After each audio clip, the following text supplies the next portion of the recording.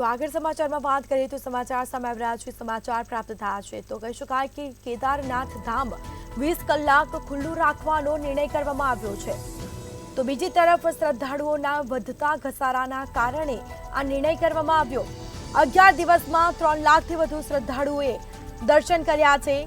દર્શન કરનારાઓની સંખ્યા 37,000ને પાર પહોંચી છે। તો ચારધામ યાત્રાની શરૂઆત થઈ ચૂકી છે। કેદારનાથ ધામ 20 કલાક ખુલ્લું રાખવાનો નિર્ણય કરવામાં આવ્યો છે। તો શ્રદ્ધાળુઓના વધતા ઘસારાને પગલે આ નિર્ણય કરવામાં આવ્યો, મહત્વપૂર્ણ નિર્ણય કરવામાં આવ્યો છે। સાથે 11 દિવસમાં 3 લાખથી વધુ શ્રદ્ધાળુઓએ દર્શન કર્યા। દર્શન કરનારાઓની સંખ્યા 37,000ને પાર પહોંચી છે।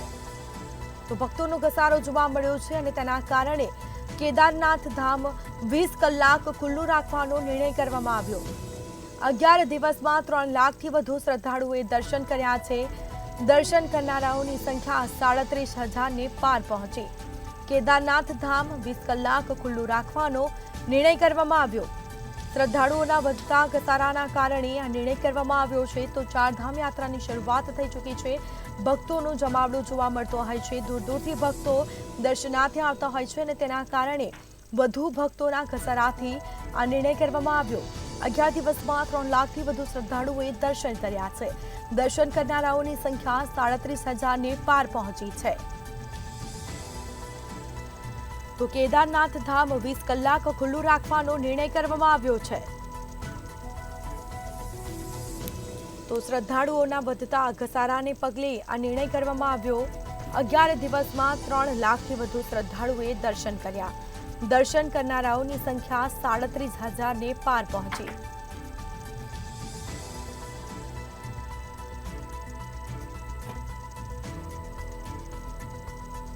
તો ભક્તોનો ઘસારો જોવાથી આ નિર્ણય કરવામાં આવ્યો। દૂર દૂરથી ભક્તો દર્શનાર્થે ઉમટી પડ્યા છે। ચારધામ યાત્રાની શરૂઆત થઈ ચૂકી છે અને કેદારનાથ ધામ 20 કલાક ખુલ્લું રાખવાનો નિર્ણય કરવામાં આવ્યો। શ્રદ્ધાળુઓને વધતા ઘસારાને પગલે આ નિર્ણય કરવામાં આવ્યો છે।